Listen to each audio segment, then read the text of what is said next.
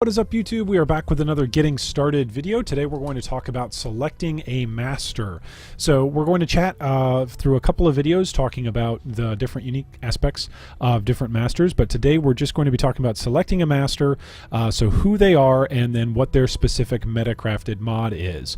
So if you're wondering what a meta-crafted mod is, when you level a master, each master has certain reputation and levels that you can progress as you do more and more of their missions.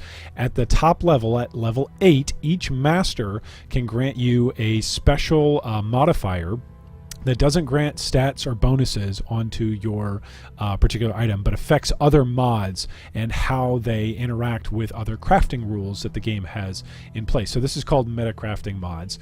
And so depending on the master that you level or want to focus on, you're going to have different meta crafting mods available to you. So today we're just going to look at two really quick questions as we start our little mini series talking about who masters are and what do they do.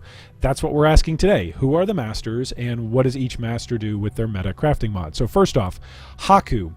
Haku is a wonderful master that interacts with armor and does a great job of interacting with chess pieces as well as boots and as well as gloves. Anyway, his master mod is that his prefixes cannot be changed. It's a suffix, so it takes up a suffix slot on a item, and for the cost of 2 exalted, you can make it such that any prefix that's already on the item will not be changed. So if you're rolling it or you're crafting an item or you're slamming an exalted on it, or you're trying to change something with a chaos, like the prefixes that you roll onto the item won't change. So that's a wonderful way to break rules as you're crafting. Second master that you can choose is Elrion. And Elrion interacts a lot with rings and jewelry and amulets, and his special meta-crafted mod is that he can have multiple crafted mods on an item for the very, very low cost of 2 exalted. So what this means is, let's say you'd like to have 2 different crafted mods on a particular piece of equipment. Well, you can go to Elrion, and what he'll do is he'll let you do that. He'll let you craft an item such that you can then go to other masters' benches and craft multiple crafted mods on them. So that's what Elrion lets you do. It gives you greater flexibility for choosing the crafts and the mods and the stats you want on an item. Our third master is Katarina. She rolls cannot roll attack mods. It's a suffix, and it costs 1x. So let's say you're trying to build the best caster item that you could possibly build, and you don't want to have any attack rolls like, hey, gain mana on hit on your attacks, or life gained for enemies hit, or attacks have added physical damage, or attacks have added fire damage, right? If you want to avoid those sorts of attack rolls while you're crafting a caster item, Katarina is going to be the master for you at the price of 1x. Tora is the fourth master. Her meta mod crafting is that suffixes cannot be changed. So think about how Haku is prefixes cannot be changed. Well, Tora is the same way, but it's just suffixes cannot be changed. So if you've got a particular suffix on an item that you want to keep and you want to play around and you want to craft around that particular suffix, then she'll roll a prefix onto your item for the low cost of 2 exalted to make it so that way those suffixes won't be changed.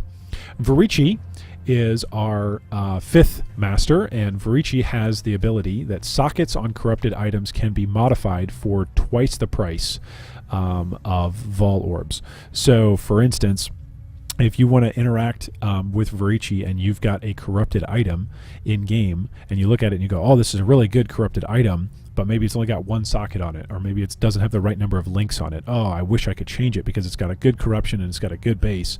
Well, you can go to Varici and you can pay him a bunch of Vol orbs, and he'll actually be able to modify the sockets on an item, whether that's the color or the numbers. All right, Leo is our 6th master.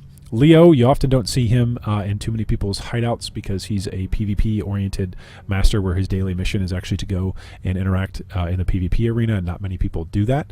Anyway, he does have a meta-crafted mod, and his meta-crafted mod is cannot roll mods with required level 28 or above 28. It's a suffix, and it costs 3 blessed orbs. So this is basically if you're crafting something and you want it to be a very specific level. So if you want to craft something for low-level PvP or low-level dueling, you can do that through the use of Leo.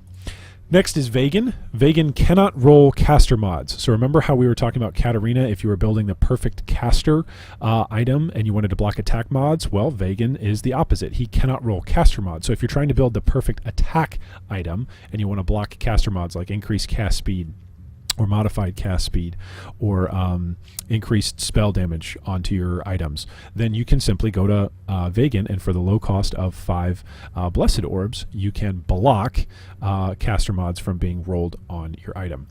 Lastly, we've got Zana. Zana actually does not have a meta-crafted mod, but what she does as you interact with Zana is she often gates off certain types of league mechanics in maps that you can guarantee will roll onto a map. So as you level Zana up, you'll often hear people talking about maxing your Zana out in order to take advantage of particular league mechanics. Oftentimes she's got Nemesis added on there, which Nemesis matters because for people chancing headhunters, they need to be able to go into a Nemesis style map in order to do that. So Zana matters for that. A lot of folks like running breaches, and for the past couple of leagues, breaches have been gated behind certain levels of completion and reputation with Zana. For others, Abyss has been gated behind Zana, as well as Harbinger has been gated behind Zana. So Zana basically acts as a way for the game to say, if you'd like to progress with certain league mechanics or get certain currency items or interact with certain league exclusive items, you need to level up Zana in order to do that. So this is our intro on Masters. If you've got questions or comments about who the Masters are, feel free to leave us a comment down below. As always, you can subscribe for daily PoE content right here on the G3 channel, and check back for more getting started tips, tricks, and help videos.